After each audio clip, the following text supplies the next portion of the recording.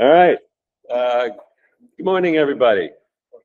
So I decided every day I'm going to ask AIR to generate a new logo and see if the logos get better. So, but this one's pretty much the same as the last. So what happened over the last day or two? Here's an article. You won't believe what degrading practice the Pope just condemned. So it turns out he's condemning clickbait. And I got to say, if you had asked me decades ago, is the Pope going to weigh in on these types of issues? I wouldn't have thought it would have been a high priority, but here we are. Then here's a study, right? So earlier we had this study from MIT that said 90% of companies aren't getting a return from their AI investments. And here's a study that has the complete opposite result of saying, yeah, companies are doing great, and 70% of them are getting stuff that works, and 83% are satisfied, and so on. So I think what this just goes to show is, did one of these two make a terrible mistake? I don't think so. I think they just asked different questions.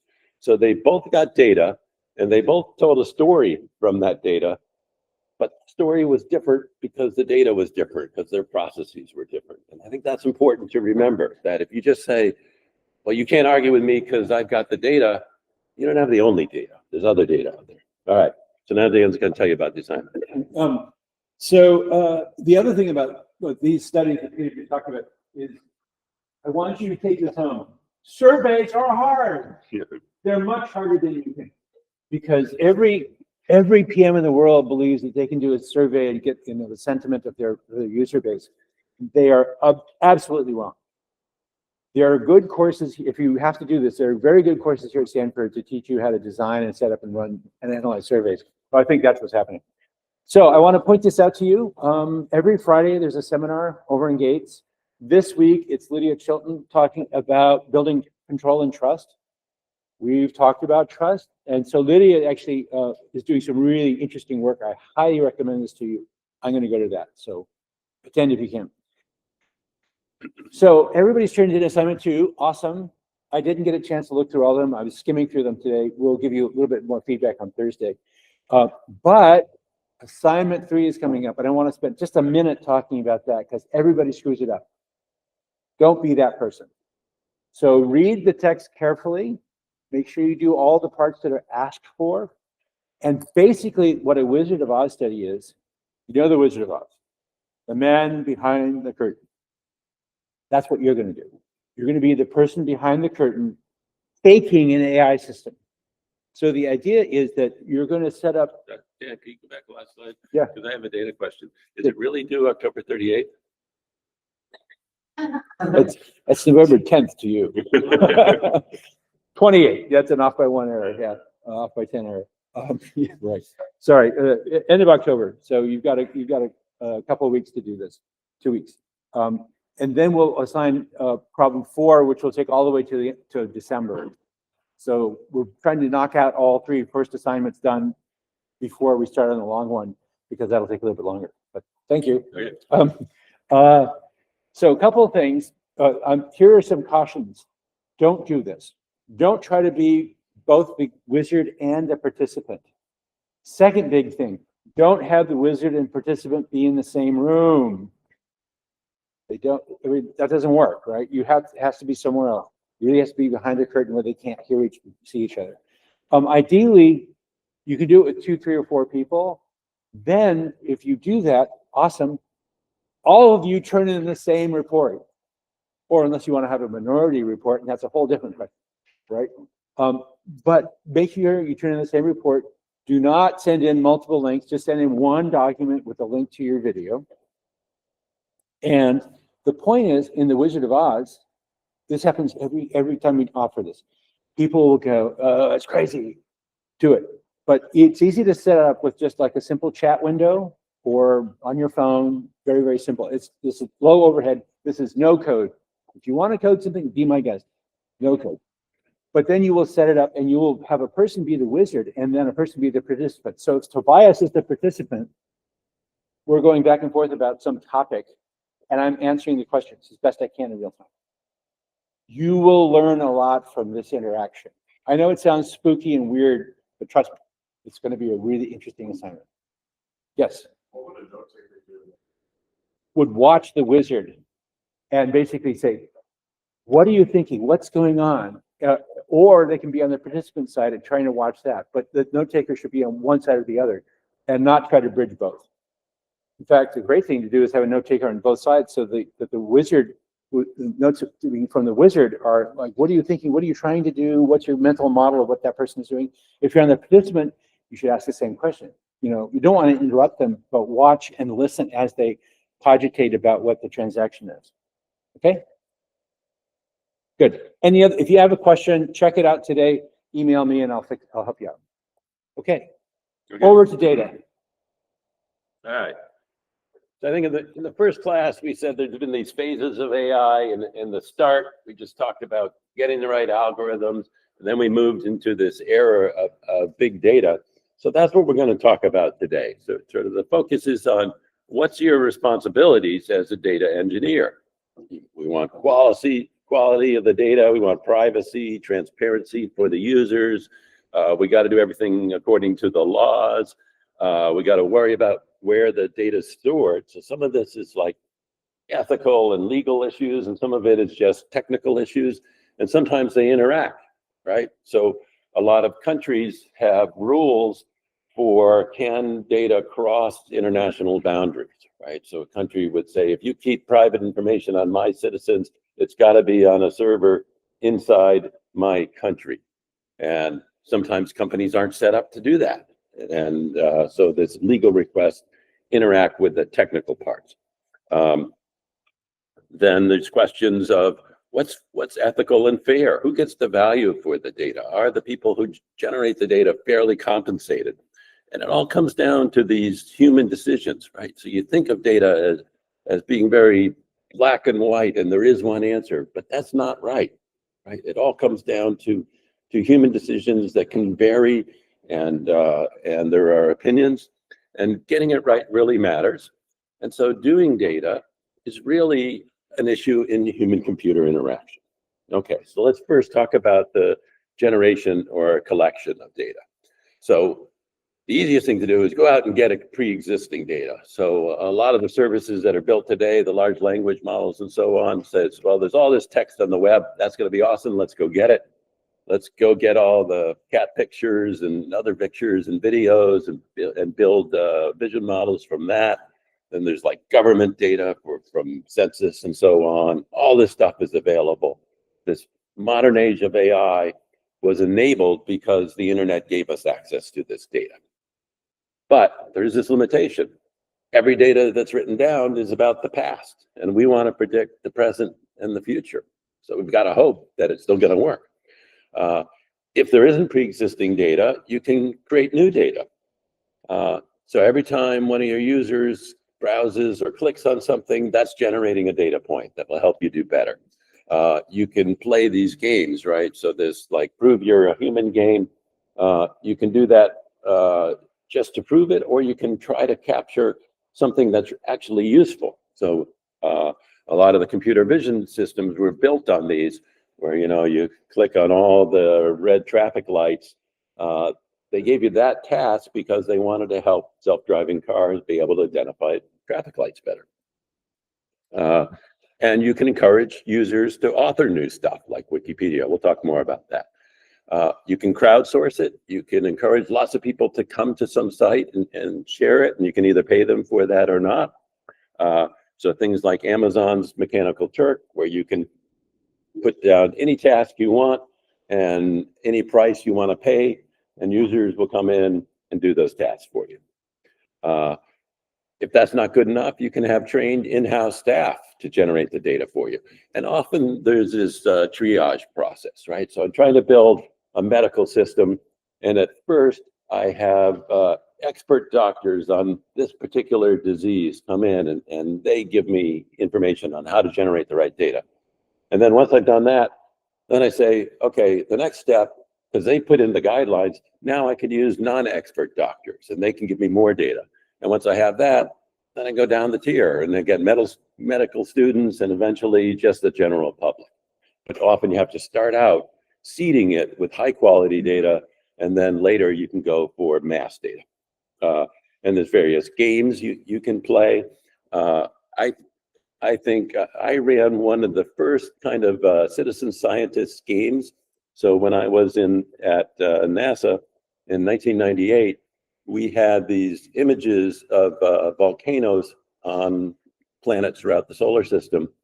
And we had a process of, you go in, you look at the picture, you draw a little circle. This is a volcano. This is just a crater.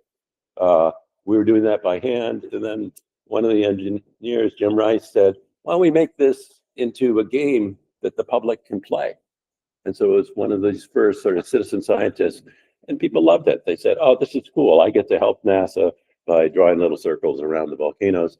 And then NASA eventually shut it down because they said, this gives the impression that we're not serious scientists and that anybody could do this. So that was unfortunate. I guess we were just ahead of our time. And since then, there's been other things like protein folding and so on, where we have really brought in the public to do this kind of citizen science. And then if the data isn't being collected, you can always put out sensors to get it, right? So we put up all these satellites to gather data. We have things like cell towers that are gathering information on where people are. We drive street view cars to get a better picture of the world. But it's important to remember here that all data is just a proxy for reality, right? So when I take a picture, this is part of what's going on in the world, but it's not the real world. Okay, and then finally, there's synthetic data or simulation where we can make up data.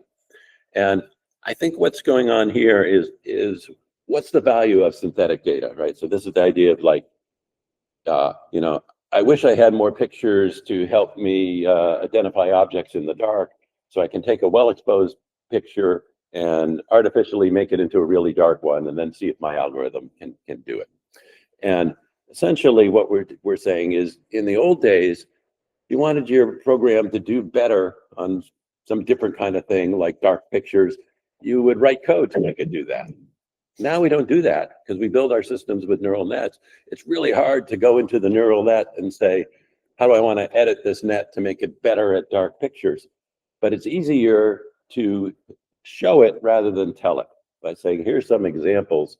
Learn from these examples in the way that makes sense for your net. I can't understand that, and then go from there. So if we understand the world to some degree, we can generate these simulations, which can then help the system do better.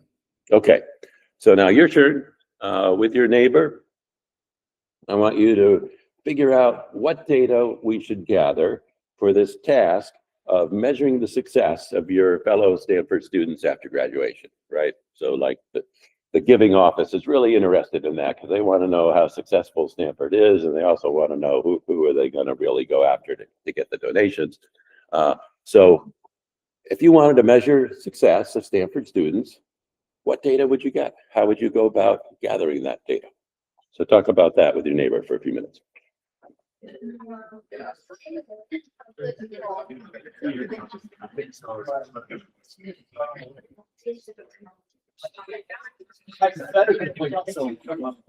Yeah.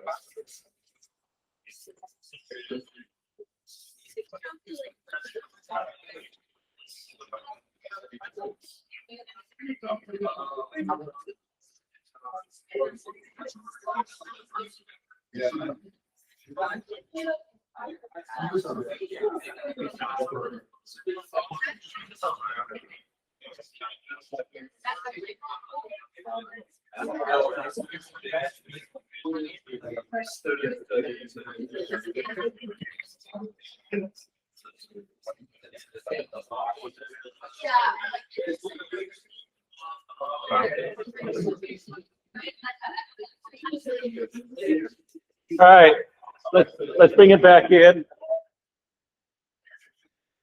Stop the discussion for now. What'd you come up with? How are we going to measure success of students after graduation? Who wants to say what they talked about? Yep. First, you need to take a look at how you kind of measure success. Mm. So I think one, the academic, and then another would also be like mental as in happiness and well-being. And so then we were talking about Sean getting like surveys, generating surveys to see how happy like current students are, and then cross-check that with how they are doing academically, and see if there's a correlation between their mental well-being and the success they're seeing academically. Okay. All right. So that's good. So first of all, you point out a really important thing is I just said success, but what does success mean? And what attributes are you trying to track for that? So that seems really important. And you seem to be honing in on this idea of kind of a longitudinal study of comparing where students are now, where they are in the future, and so on. And then I guess you talked about trying to do a survey. So how do you do a survey? How do you contact students, and how do you get them to fill out the survey? Anybody talk about that?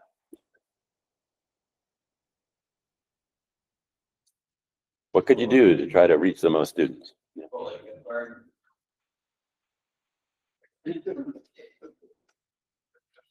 No idea. So it's tough, right? So in some cases, there's like the alumni mailing list that might not be reliable. Another thing you could do is like you have a list of names, you could search for them on LinkedIn or something like that, and then see, are these really the right person? Do they have Stanford listed? Does that work, or can you see any problems in going about the process that way?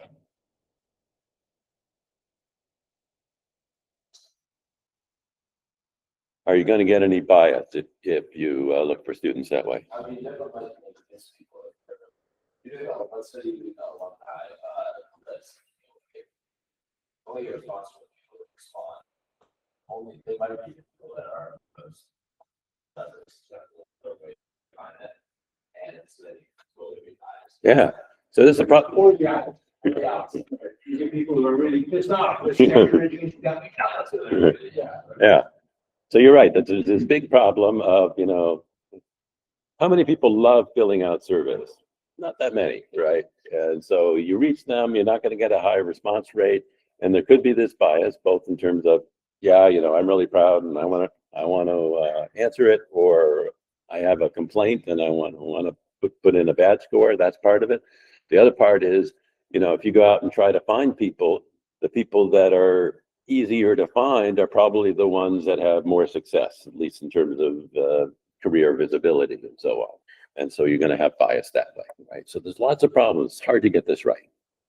Okay, so what are some lessons? One is there's no such thing as raw neutral data. Every data has some slant behind it. Somebody decides what to collect, what to count, what to exclude. It's hard to make this fair, to say we're going to try to reach everybody equally and not just reach the people that were successful or the people that were really mad. And then data quality is really hard and important, but some people see it as secondary, right? So I talked about, You know, when I was trying to build up my reputation, I said, I want to publish papers because I did an awesome algorithm. And I wouldn't get any credit for saying I did a really good survey to gather some data, right? That doesn't advance my career, but it is important. There's this paper called Machine Learning is the High Interest Credit Card of Technical Debt. So technical debt is this idea is that you're building up your software, building up your company, and you're going really fast and you cut corners that come back to burn you later. Machine learning lets you go even faster, which means you accumulate even more technical debt. Okay, another quote, in real life, we never see clean data. Courses and training focus on models and tools to use, but rarely teach about data cleaning and pipeline gas. You had something you wanted to add? I want to add to Peter's thing here. His first point, data is not raw. It's not raw and it's not neutral. Two quick examples. As you probably heard, there's a big commotion about the US Census. Should we count everybody the way it says in the Constitution, or should we just count people who can vote? So if you're undocumented, do we not count you? And you can imagine political reasons for that. But even something like a number, the raw number of the people in the United States is highly contested. Second example, if you look at, for example, medical data from different places, there are often political reasons why some numbers are advanced and other numbers are reduced. Example, I was in Hawaii on the Big Island, and I was talking to some nurses, and I said, so interesting, do you ever have dengue fever here? They said, no. I said, really? They said, well, yeah.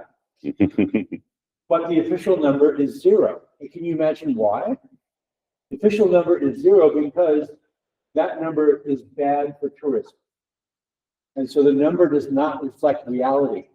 There's a spreadsheet that says the number, but the real number is something that's held in secret. This is true for lots and lots of medical conditions, not just dengue. Good. And there's some interesting papers by Dana Boyd, a famous computer scientist, on the census problem. So if you're interested in that, look those up. Okay. Here is an example from a while ago. Google released this data set of emotions. So it's like, you know, a review of a movie. Was this a positive review or a negative review just by looking in the words without it having any star ranking? And somebody tried to verify this and said 30% of those are wrong. And basically what happened is they hired raters to go over this data at the cheapest possible rate, which meant they were out of the country and they didn't know like some of the memes or some of the jokes that were used by people. You know, they'd say something and the words seem very negative, but because it was referring to this joke, it was actually positive. And if you don't know that, then you put in the wrong label. Okay, so faulty centers or faulty collection mechanisms. So way back in 2000, there was a presidential election, which was decided by only a couple hundred votes. And this is the ballot used in Dade County, Florida. And let's say you wanted to vote for Al Gore and Joe Lieberman. You look at this and you say, they're the second from the top. I better punch the second hole. But it turns out they're actually the third hole. And the second hole is somebody from the other column. And if you didn't notice that, you might miss it. You might punch the wrong hole. And an analysis said the election was probably swung by the number of people who made that mistake.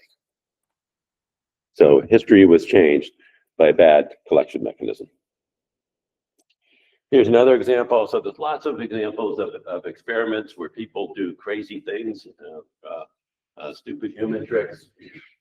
This one I thought was really interesting. So these psychologists set up a booth in the supermarket and said, hey, do you want to test these 4 jams? Tell me which one is your favorite. So people went in, they tested them. They said, this is my favorite. Then they said, why? And they said, well, I like the texture, or it's not too sweet, or the flavor is just right. And then they analyzed all the data of what they said, and the presentation, and of course, for each presentation, they would permute the order of the jars. And it turned out the number one factor that was most important for people saying it was favorite was being the last one on the right. That was more important than the texture or the sweetness or any other attribute. So then they did another study, they brought people in, they collected some more data, and they said, okay, you said you liked this one because you said it was not too sweet. Is it possible that the fact that it was on the right was a factor? And people would look at them like, say, are you insane? How could that possibly matter? And yet, that was the most important factor, according to the statistics. So it shows, got to be careful when you're collecting data. And it also shows it's easy to manipulate people, and people don't know what it is that they really like. Okay. So here's another thing. We got weather stations all over the country, all over the world, and they're collecting temperature and pressure and so on. And you'd think that these are hard numbers, right? So if you get a temperature reading, it's like, that's the temperature. There's nothing subjective about that. And yet, there's lots of mistakes that are made with data collection of this type of data. So I want you to, again, talk with your neighbor and talk about what could go wrong. I'm trying to predict the weather, and I'm trying to measure sort of long-term changes in climate. How could just getting supposedly objective facts from weather stations, how could that go wrong over time?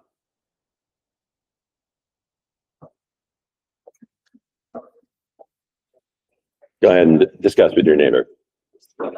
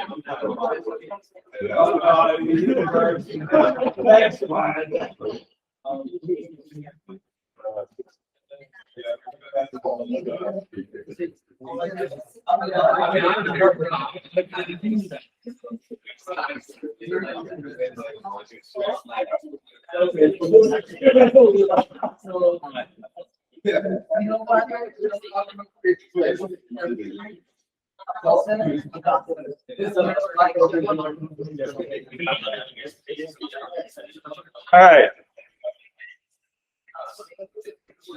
All right, I'm ready to collect data from all my weather stations and have it be completely accurate.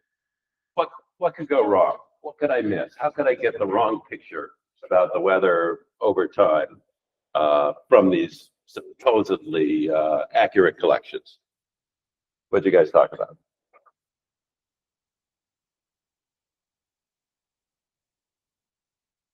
Yeah. We're talking about like locality. So like imagine if you have like one sensor like at the bottom of the Yosemite Valley, then and you don't have any like in the top or anything like that, then maybe the weather in like one area would be substantially different from another area. Yep. They're not very far. Okay, yeah. So that's really important. It's like, what's your coverage? If I put a weather station every square foot, I get really good coverage, but I can't afford to do that. So how many do I need? What kind of variation is this? Do some places really need a lot and other places need fewer? That's really important. Anything else? Yeah. calibration issues with sensors. So if you have like even like the slightest rounding error, after taking data for like an expansive amount of time, that gets compounded and leads to much larger errors. Yeah, it's a calibration issue. That's really important, right? In a number of ways. So one is mechanical stuff degrades. So over time, it might get worse for some reason. And you got to know, when do I got to do maintenance? Another is if you're running this project over many years, some of them are going to wear out and be replaced. And they'll probably be replaced with an updated model. And how does that updated model compare to the old model? And how does that change it, right? So you could have like all these readings were here, and then they jumped up to here and they were different. And that wasn't any change in the weather. That was just a change in the model that you used to record it. Anybody else? Okay, so another factor that turns out to be one of the most important is that the environment in which you put them, right? So it's important how many you're going to have and where you're going to put them. But that environment could change. So let's say, I put this weather station out in the middle of a grassy field with nothing around it. And then over time, we build up cities around it. And, maybe there's a big building that shades it. So it was reading sunlight and now it's reading shade. That's going to make a big difference. Maybe there's a bunch of asphalt that's reflecting heat into the sensor and it didn't have that before, right? So when the world changes, the numbers you get back change, right? And getting this right is really tough. Okay. Now, so that was the negative news. Here's some of the positive news. So Clay Shirky has this book, Cognitive Surplus, in which he points out, look at all the amazing stuff that's happening, right? So Wikipedia has 64 million pages. YouTube uploads 500 hours of video per minute. TikTok, 16,000 videos per minute. And so I think that's great, but sometimes the world doesn't adapt. And I showed this guy, Roger Shea, one, because he's actually my PhD grant advisor, my advisor's advisor. But second, because I remember him telling me way back in the 80s or maybe 1990, that he had been hired by Encyclopedia Britannica as a consultant. And they were saying, well, these computer things are coming. We used to sell a bookshelf worth of encyclopedias that was this long on paper. What are we going to do for the future when stuff is online? And he said, the first thing he asked them is, okay, you got this bookshelf, it's 10,000 pages or whatever it is. How many pages do you think you really need? And he said, I knew I wasn't going to make any progress when they said, no, we think the current number of pages is about right. So they were going to stick with 10,000. They weren't going to go to 64 million. They were just too stuck in their ways, right?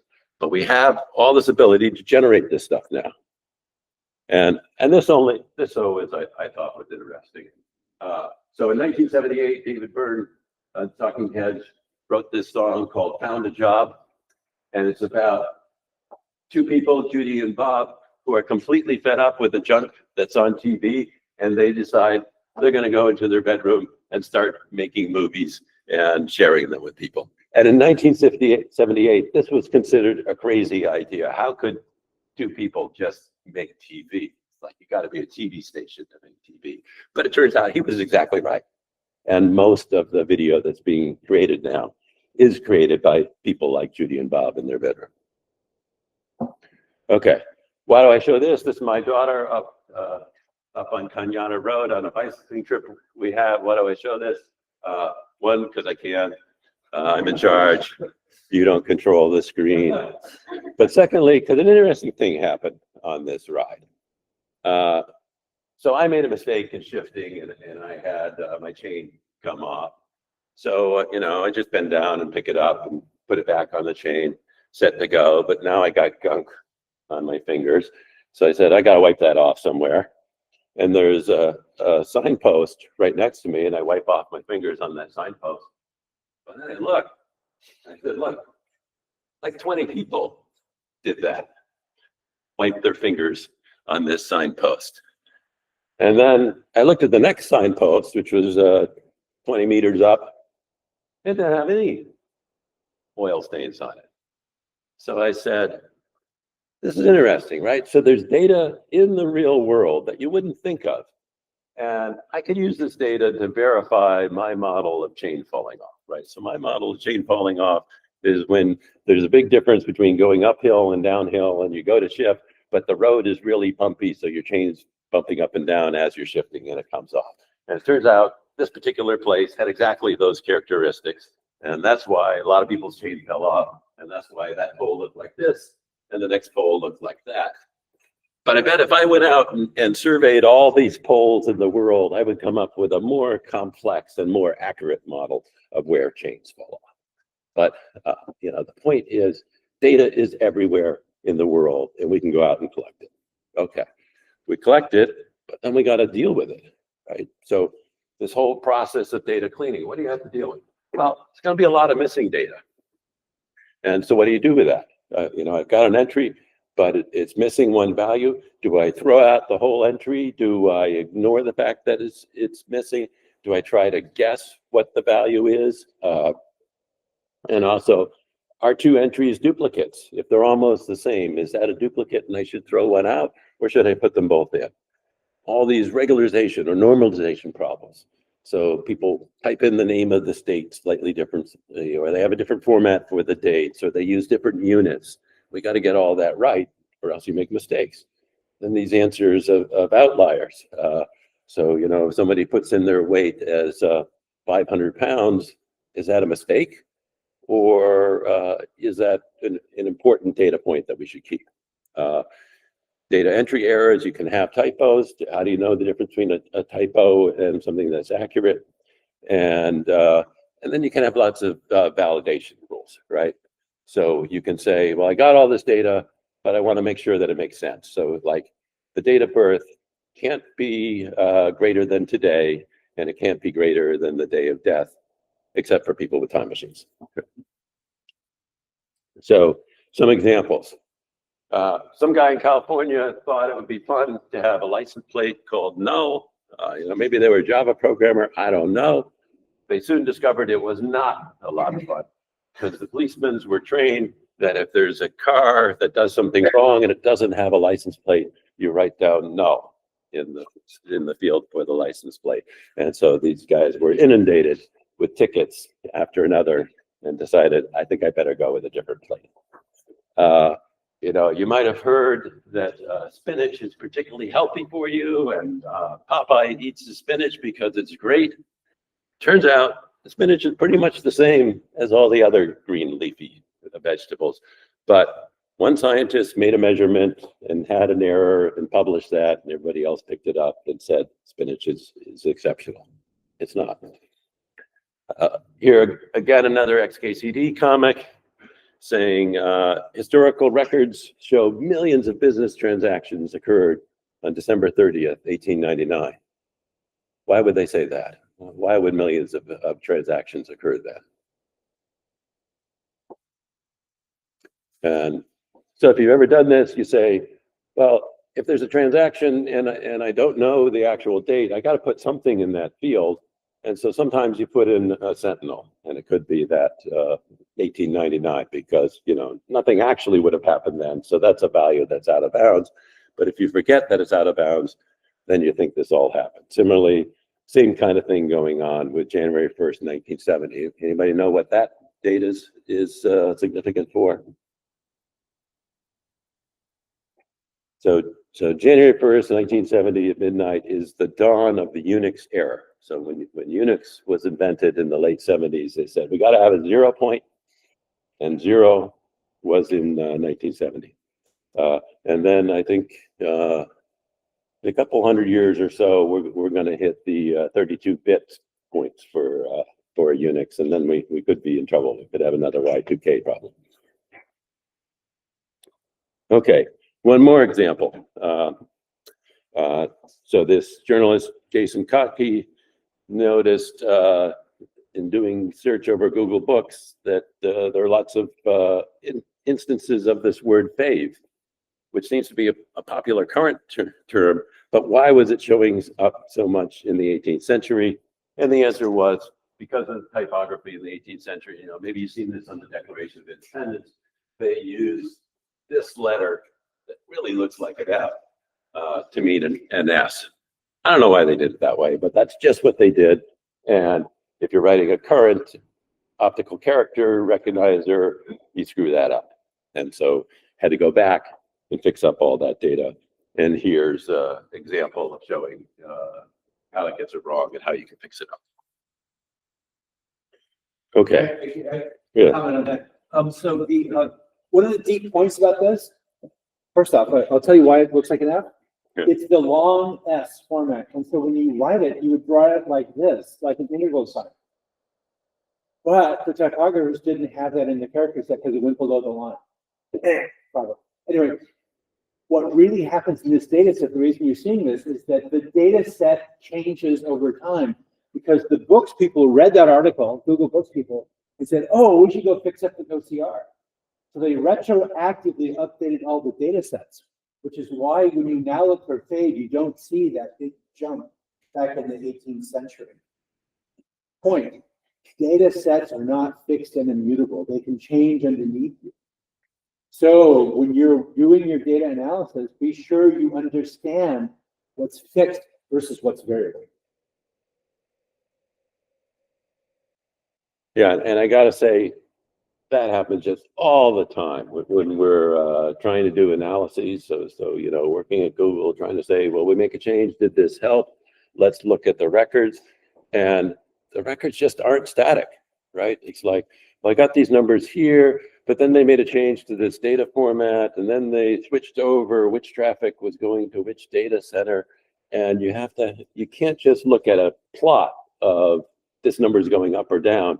You have to say every point along that plot, big changes occurred that just sort of invalidate comparisons from one time era to another unless you understand all the changes as they happen. Okay, and so speaking of which, this idea of non-stationary data. So like the fundamental theorem of machine learning is that if the data is IID, this statistical term meaning independent and identical distribution, then we can form a model of it, and then the predictions in the future will be accurate. But it's never like that, right? So things always change. So, and there's lots of ways it can change, and you got to model that, right? So there could be a sudden change. The stock market crashes, and all of a sudden things are up here or now down here. It can be periodic changes. Things happen every week. Things happen every year. There can be gradual changes where something comes in or out of style. Adversarial changes, right? So the bad guys notices something's going on and they take some action, and then the good guys have to fight back against that. And then sampling change. So let's say you're measuring clicks from your users, or you know, gathering data with cookies and so on, and then a cookie blocker becomes popular, and so now you're not getting data from some group of students of users. And if those were randomly selected, that would be okay. It just means you're getting a little bit less data, but they're not randomly selected because the people that learn about these blockers and have the skills to install them are different than the average users. Right. So without the IID assumption, all bets are off. But if you can model these changes, then only some of the bets are off, and you can still use the data, even though you have to be aware of problems with it. And here's another example of these cyclic data. So here's a search for the word kayak, goes up and down. Why do you think it goes up and down? Summer. Here's another search for kayak among a different population. Why do you think it looks like that? Because that's also summer. Right. So these are the kinds of things you have to worry about. Okay. And here's another one, search for full moon. You can measure this, and it turns out the period of the moon is 28 days. And I know that without sticking a telescope out the window. I know it just by looking at my search data. Okay. Here's one. So this is Airbnb occupancy rates. Red means occupied. On April 7th, 2024. Who can guess why this map looks like this? Eclipse. Yeah, We had a solar eclipse on April 7th, and everybody wanted to see the solar eclipse, and they knew where the ark was going to be, and that's where they all went. Okay, so how do we gather data? A big way we gather data is through experiments. And we can perform an experiment where we say, we're going to divide the subjects up into two groups and we're going to measure something, or we can just observe the world, right? So it's like, are we taking action or are we just observing? And then we can do this at various levels of details, right? So we can have user studies where we look very carefully at the behavior of a particular person. You know, you bring them into the lab and you have them behind the one-way mirror and you watch them doing something. And you can make an experiment by saying, now we're going to ask them to do something. And maybe we have two groups of users and we ask them different things, and that's an experiment. We also have user groups where we go out and we do field studies and take reports. And then we have log analysis where we just say, we're just going to look at the clicks by the millions, right? So it's sort of, this is one at a time, this is dozens or hundreds at a time, and this is millions or billions at a time. And you get the full picture by looking at all of them. And just having one level or two levels is not enough. Okay, so how you do an experiment? So let's say, you know, I got some drug, I want to know if it's effective or not. So I get a bunch of people, and I want to do this classic randomized controlled trial. So first I want to randomize the group. So I get a bunch of people and divide them up into those two groups up at top. One's going to get one pill, the other's going to get the other pill. I want to do that in a random way. I want to have clarity on exactly what I'm measuring, right? So I don't want to just say, were you cured? Do you feel better? I want to have something specific that I'm measuring. You know, outcome after these many days, something that's measurable. I want to have sufficient statistical power so I can make an estimate of how many people I'm going to need so that when I get the results, it'll be convincing. I want to recruit the right set of people to do this. And there's been lots of cases where people get this wrong. So a famous example was the 1936 presidential poll, which predicted the wrong winner. And Literary Digest was this magazine, and they said, we're going to poll all our readers. That wasn't a good idea because people that read literary magazines were different than the rest of the population. But they recognized that, and they said, well, in addition, we'll do telephone calls. We'll just call up different telephone numbers. We'll get lots of people from that, and that'll make up for the first problem. But that also wasn't good enough because in 1936, most people didn't have telephones. And if you had a telephone, it meant you were rich. And so they were sampling from a biased part of the population. Make sure you don't do that. Retention and attrition is really important, right? So let's say we put these people into this study, and let's say you're going to have to take a medical treatment over the course of weeks. Some people are going to drop out for various reasons. And if they dropped out randomly, that would be okay. But if they dropped out because they said, oh, this is terrible, it's not working for me, then you're going to get a biased result, right? You're only going to get the survivor bias. Stopping criteria is really important.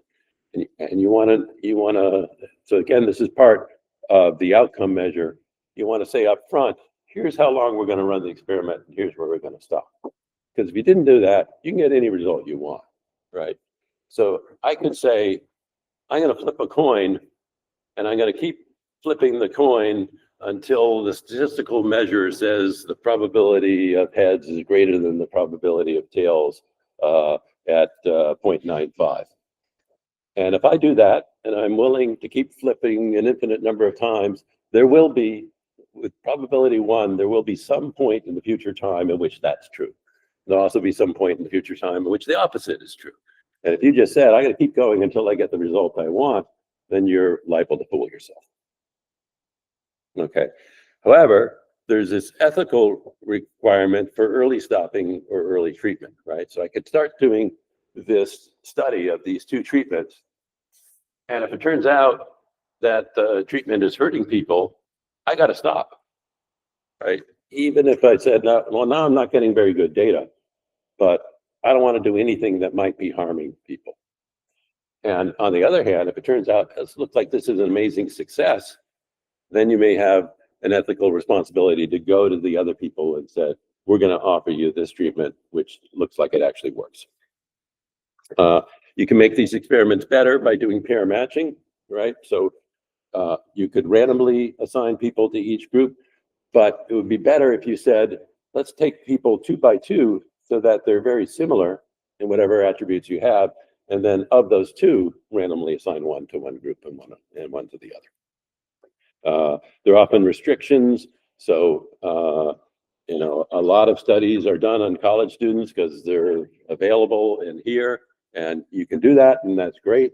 But then your conclusion shouldn't be this works for all people. Your conclusion should be this works for 18 to 25-year-old college students. And then the important part of randomized controlled trial is this idea of double blinding. So neither the subject nor the experiment should know who got which drug. Otherwise, they might bias it. And then finally, another way to confirm this is this reversion effect. So you start giving the people the drug and they do better. If they then go off the drug and they do worse, that's just a little bit more evidence that it works.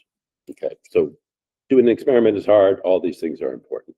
Now, a lot of things we do in the online environment is these kind of A/B testing, right? So I said, I got a bunch of users, and I want to say which of these user interfaces is better, the one with the red thing or the one with the blue thing. And so I show some of them one and show some of them the other, and then I measure how well they like it, and then I choose the one that they like better. And so we call that A/B testing, and that's good. It has the possible drawback, though, that you're taking all these users and you're showing half of them the wrong thing, right? And so we like to have something that wastes less of that comes to the right conclusion faster. And there's a statistical terminology for that, and it's named after these things, which are one-armed bandits, and they had a display of these at the San Francisco airport a while back. The one-armed bandit is a slot machine. It's idea because it has one lever that you pull, and it's a bandit because it takes your money more than it gives your money back. And from that, some creative statistician said, I gotta have this idea of a multi-armed bandit. And the idea there is you've got lots of different things you could do, and you assign a user to one group or another, and then you keep track of which ones are working, and you assign more people to the ones that are working well. But you also make sure you assign enough people so that I can get a good measure of each of the possible arms, right? So if I only send one person to this group, I don't have a statistically significant result, so I got to send more there. But when I get to the point where they both had lots of people, one's definitely performing better than the other, then send most of the people to the arm that performs better. Okay. Now, here's an actual case study. 50,000 patients were in this study, and there were 2 groups. So all the patients were of an appropriate age, and in which you might recommend colonoscopy or you might not, right? So if you get older, then everybody would be recommended it. If you were younger and didn't have any other signs, no one would be recommended. This is sort of right in the middle. We want to figure where's the right cutoff point. Should doctors be recommending a colonoscopy for these range of patients? And so of the group that got this recommendation, you should do a colonoscopy, there was a 18% reduction in colon cancer, so that seems kind of good, but no reduction overall in death from cancer. And of course, there's substantial cost and discomfort of doing a colonoscopy. You don't do them for fun. Now, here's the tricky part. Only 42% in the treatment group actually did the colonoscopy, right? So the treatment was the doctor saying, I think you should get this. And some people did and some people didn't. For those who actually had the colonoscopy, 31% had a reduction in cancer, and there was a 50% reduction in death. Right? So now what's going on here? Right? So it feels like, is this treatment great, 50% reduction in death, or is it not so good at all, 0% reduction in death? So as a doctor, what would you recommend?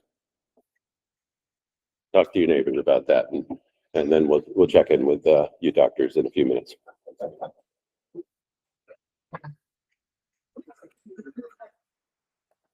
I probably would recommend something. I'd like to. Yeah.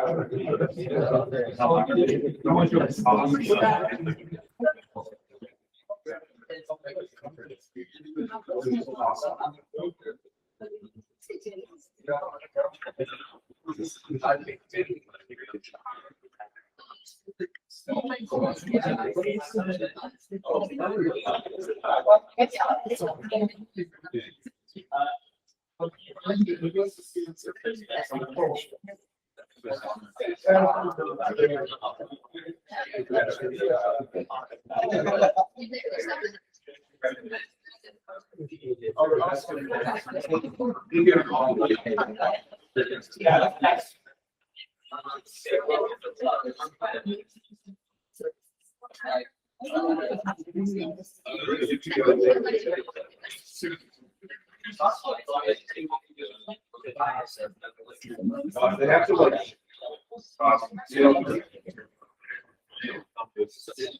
I literally think it's good.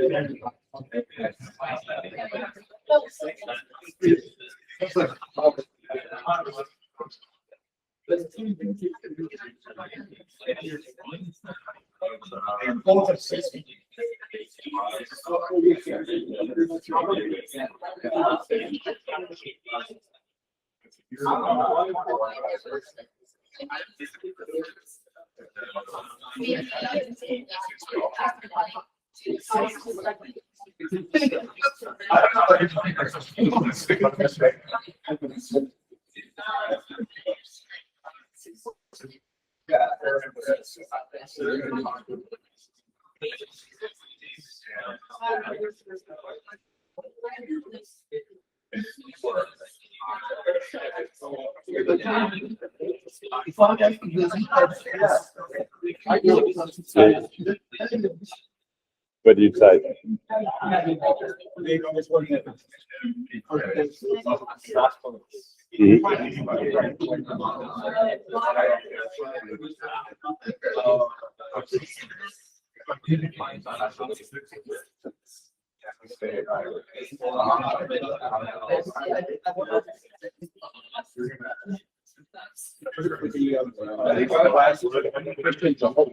Even to get the slides from the. Okay. 7 slides, 15, 20 minutes. Yeah. Otherwise, Otherwise, what? The very last question. Uh, Broadcast is for something you're talking about. It's not-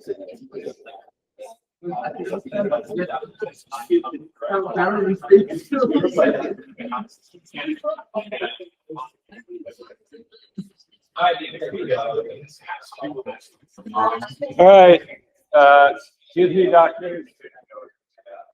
Excuse me, doctors. I gotta know, am I gonna recommend to these guys to get colonoscopy or not? What do you think?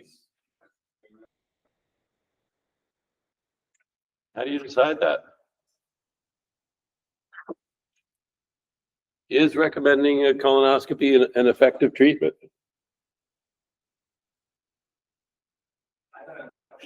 Yeah. During the research study, were they like discussing like some like symptoms or causes of these things that a colonoscopy would even answer to? Because I'm thinking like 42% that get the treatment probably listen to that and would think I might have that, Mhm. and then go get done, which could affect like how high the percentages of change are. That's what I was thinking about. Yeah, I would still say it'd be a good idea to recommend. okay. So I think that's really important, right? And And we don't know exactly what everybody's thinking, but it's easy to imagine that somebody who says, you know what, I feel awesome. I've never felt better. Why should I go in for medical treatment? And somebody else who says, oh, you know what, I'm feeling a little bit off lately, and that seems like I might match up with this. And I know I've had several instances in my family of other people having cancer, so I'm going to go ahead and do it, right? So it wasn't, you know, it was random whether you got the recommendation or not, but it's certainly not random whether you choose to do it or not. And part of that is based on factors that might result in whether you get the cancer or not. Anybody else have something to add? If you assume they're non-random sex people with colonoscopy, might find that it's having people choose to do it on that healthcare, which means they have less incidence of that. So that would make me more inclined to not recommend it, assuming that like the reason why we're having these positive results with them doing colonoscopy is actually just the signal value that they're more interested in. Yeah, right. So it cuts both ways. So that like we heard in the last example, right? So you could do it because you're feeling really bad and you feel like you need help, or you could do it because you're feeling good, but you're really conscious of your health, and so you're really cautious and careful. So it could go either way, and so that's the conclusion you guys came up with. This Dr. Dehout, Chief Scientific Officer at the American Cancer Society, says, I think it's just hard to know the value of a screening test when the majority of people in the screening don't get it done, right? So don't feel bad if you didn't come to a definitive conclusion, because neither did the head of the American Cancer Society. All right. Statistics, Daniel Kahneman with Simone and Justine has this great book on bias and noise. So what does that mean? So there's 4 cases here. You can be on target. All your data is right at the right point. So that's no bias and no noise. You could be biased. Everything's off in the same direction. You could be noisy. Things are spread everywhere, and of course, it could be noisy and biased. But a lot of times, people really focus on the noise, and you know, a lot of the statistics that we can measure focus on the noise, and it's actually the bias that's more important. And so Kahneman talks about how he goes in and talks to the CEOs of insurance companies, and they say, well, we have this problem, you know, we have a claim for a car crash or something, and we send out 2 adjusters and they come back with different numbers. I want to get the right number. And Kahneman asked them, okay, if you did send out 2, how different would their 2 numbers be? And he said the interesting thing was, 1, the CEOs didn't know that, right? So spending the least money is really important to them and making profit, but they didn't know how much bias was in their system, or how much noise was in their system. And secondly, when he asked them to guess, they'd say, yeah, I think, you know, the 2 estimates would be like 10% off from each other. And then when you actually go and measure, it turns out it's more like 50% off. Right? So there was this problem that they didn't know existed. Okay. And I want to come back to a story of something I noticed. Right. So we're doing Google search. We're launching lots of updates. We do an internal test, and we say, here's an update we think is going to be really good. It's going to get us a 1% improvement in search quality by the metrics we have. Then we go ahead and launch it, and we only got 0.5%. And this would happen over and over again. And we thought, well, what's going on? It's got to be some kind of regression to the mean or something, but I don't know exactly what's going on. And so we just got used to the fact that you rarely get what you thought you had measured. And then eventually I found a statistics book that told me exactly what's going on. And it's called The Optimizer's Curse. And the idea is, right, so we were going to launch something, and we did like 10 experiments to say, you know, what's the right value of the parameter alpha in this model that we're trying to build? And then we did that, and we said, 0.7 is the best value for alpha. It gives us the best results. And what this chart is trying to show is some of those best results might be because that really was the best value, and that's what you should want. But some of it was just random luck. And so this chart is saying, if actually all the possibilities were exactly the same, how much better would the maximum of those be, right? So I take 10 different parameters. I think one of them is better. Actually, they're all the same, but one of them is going to come out better to me because of noise in the system. And I'm going to use that, but I'm going to be disappointed. And this chart gives the theoretical disappointment in numbers of standard deviations, depending on how many trials you did, right? So if I do 5 alternatives, I'm going to get a whole standard deviation worth of disappointment. So you should still choose the one that came out best, but you should recognize that if you came up with it from this process of trying multiple possibilities, it's not going to be as good as a result set. Okay, so one reason why statistical information doesn't give us enough information is confusion between correlation and causation. So, I used to think correlation applied to causation, but I could snippets class, now I don't. Sounds like the class helped. Well, maybe. Or maybe it was something else. So here's an example of a plot over the year of ice cream sales versus temperature. Looks like they're correlated. And the cyclical causal model was that ice cream sales are influenced by temperature, but they're also, I can influence them by changing the price of my ice cream and all the other factors that feel like a good causal model. But I can represent this exact same information with another model that says temperature is influenced by the price and the sales. So if I want to make it hotter out, all I have to do is cut the price of my ice cream and the weather will rise, right? So we know that's wrong, but we know that because of what we know about the world. We couldn't deduce that just by looking at this data. And there's this whole website of various correlations. So it has lots of time series of data, and it just you can put in one and it will find another one that's very closely correlated with it. So the number of bachelor's degrees in the physical science is very closely correlated with the distance between Saturn and the moon. I don't think there's a causal relation there. Okay, so we talked about randomized controlled trials, but a lot of times you can't do that. And you can still get useful information from these observational studies.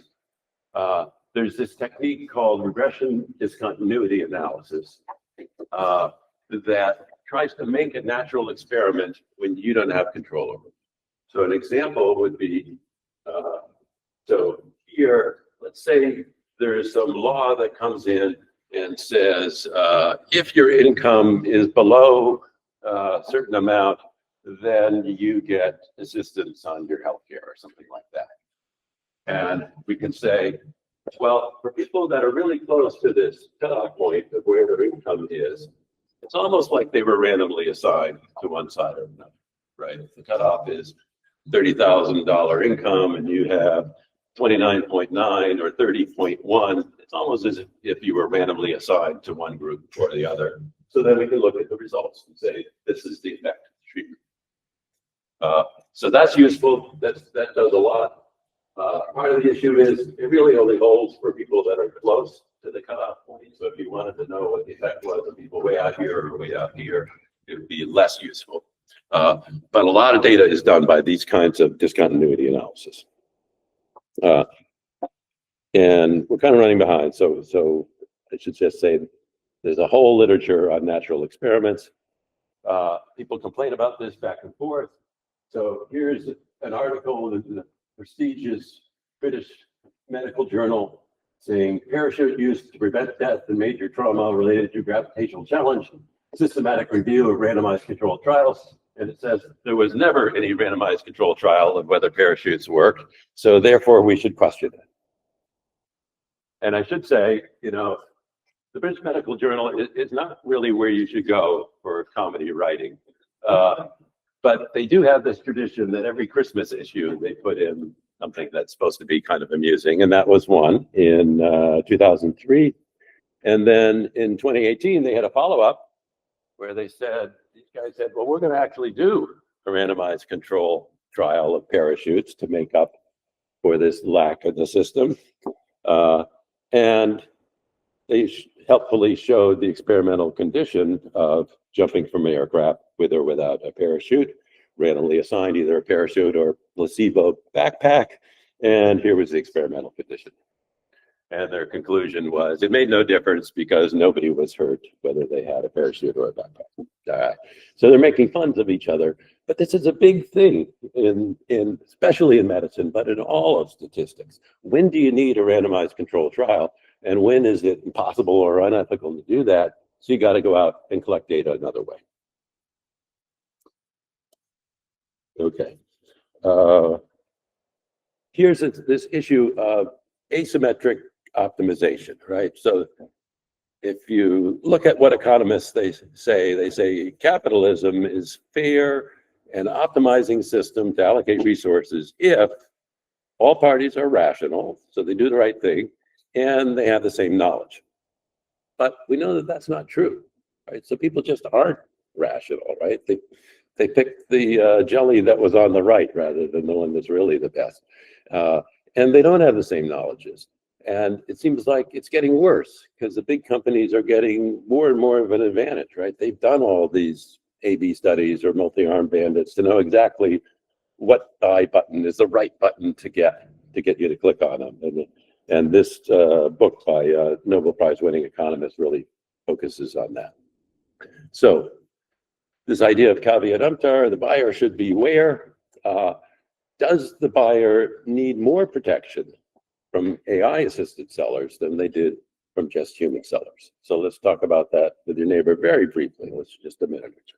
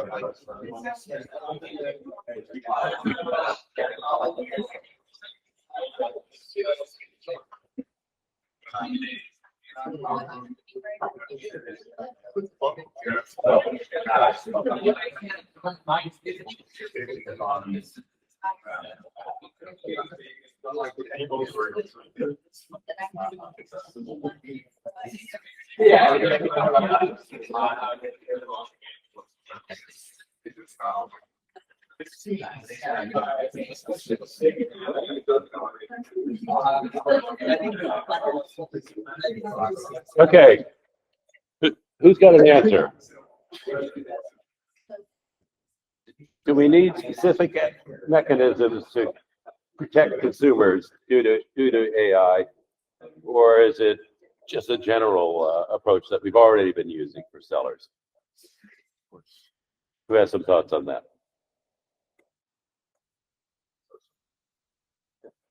What I had is seems one character seems very more for like the sellers. It's like either competing for the same buyer, but like AI sellers give you like better whatever you're looking for, then it's good for the buyer because you're getting a better quality after being the seller because you don't have the AI assistant. Yeah. So that's a good point, right? And that's, people that are advocates of capitalism say, well, that's the whole point, is that there's going to be competition and the sellers are going to be competing with each other and offering better and better products. So that's only good for the consumers. And there definitely is some of that, I agree. But, the seller's interests aren't completely aligned with the buyer's interests, right? So they want you to be satisfied, true, and they want you to come back. But also, this optimization of which buy button attracts more people, that's not really helping the buyer, right? Making a better product for the buyer, that does help them, and that's part of what they compete on. But then they also compete on these things that aren't helping. So I think that's mixed. Anybody else?